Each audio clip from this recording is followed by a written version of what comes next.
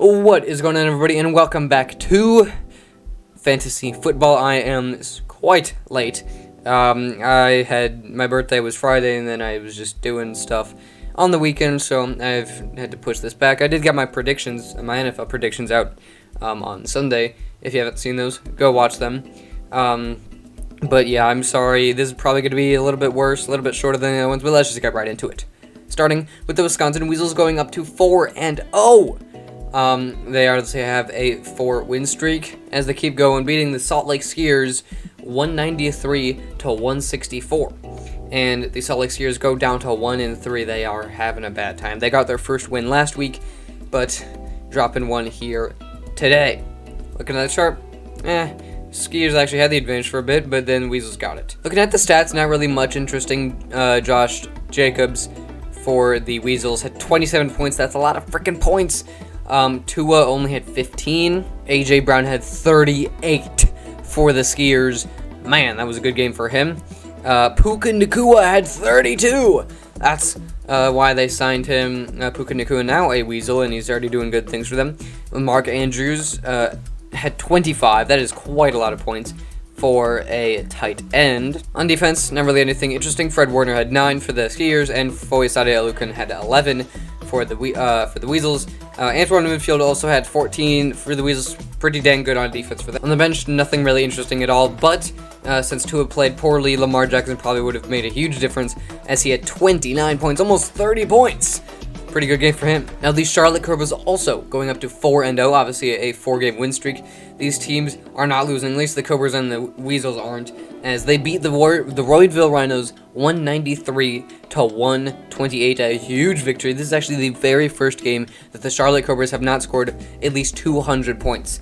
Monumental and kind of insane that it took them this long. But yeah, the Royville Rhinos going down to 2-2, their first loss since, I don't know, a while ago. They won last week, but yeah, now they are 2-2. Look on the chart, Cobras always had the lead, never really gave it up. Now at the statistics, the quarterbacks did awful. Jared Goff only had 12 points, and Dak only had 14. Dak Prescott has been looking terrible so far this fantasy football season. But other than that, Alvin Kamara had 21, very, very good for a running back. DeAndre Swift also had 17 for the Rhinos. And then Justin Jefferson continued his 25-point streak with 26, along with Brandon Ayuk, who also had 20 points. And Terry McLaurin had 23, that's a big number. And then Stephon Diggs for the Cobras had 36 points. Oh man, that is a lot of points. On defense, though, Kyle Duggar had 14 on the Cobras, and that's about it. And then Zaire Franklin had 10 for the Rhinos, and that's about it for them. Now, we have the San Diego Sharks beating up the Green Bay Cheeseheads 168-149. The Sharks getting their first dub in a bit. They are now 2-2, moving up in the world, doing well. Meanwhile, the Cheeseheads losing one. Third straight loss in a row. They won week 1 and now they've been losing. 1-3, moving down, not looking great.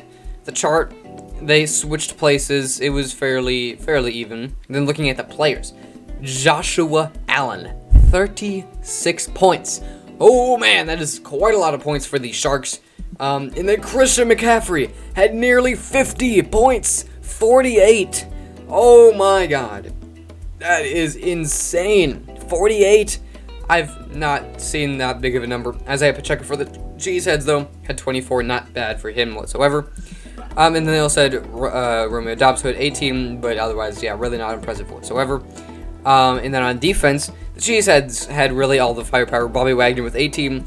Leighton Vander Esch had 12. And they also had Tyler Bass with 14. He's not on defense, but he is a kicker. And nothing really interesting at all for the Cobras on defense, except for Max Crosby, 11, and Bobby Okereke at 10. And for our final game this week, the Stunner Boys only scored 99 points. That is a low amount of points, as they have lost their third straight game in a row to the Cleveland Elves. The Cleveland Elves have gotten their first win of the season, making themselves 1-3. Pretty good for them. Stunner Boys not looking great. The Cleveland Elves going up in the world, getting to 1-3. Good for them getting their first win. Looking at the stats, Jalen Hurts 24, not bad. Joe Burrow had only 4, which is really, really terrible. Other than that, Bijan for the Elves had 18, so pretty good there, and not great otherwise. Amon-Ra had 16, and nothing else on offense for either teams. And also nothing on defense. This was just a really bad game. The only other notable players were Cameron Curl on the Elves, who had 13, as well as Evan Ingram on the Elves, tight end with 13, and that's just about it. Looking at the bench, again, nothing really interesting. Chris Godwin had 20, so I guess that was pretty good for him. And because I went through that very quickly because I wanted to get this out, I can actually take a bit more time looking at the standings. Obviously, looking at the separate divisions, starting with the FFC, the Wisconsin Weasels going up to 4-0. I mean, it's going to take a couple of games for the rest of the division, or conference, I should say, to catch up, as the next best team is the Royalville Rhinos, who actually went down this week. They lost to 2-2. So yeah, Wisconsin Weasels own the FFC by quite a lot.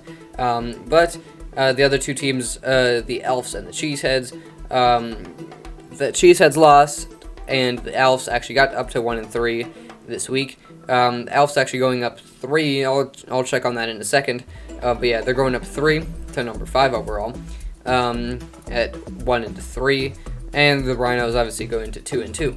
Now in the SFC, the Cobras are doing the same thing that the Weasels are. This is going to be such a good game when they face off, as they are also 4-0, and the next best team is 2-2 in the San Diego Sharks, who actually won instead, and then the other two teams are also 1-3.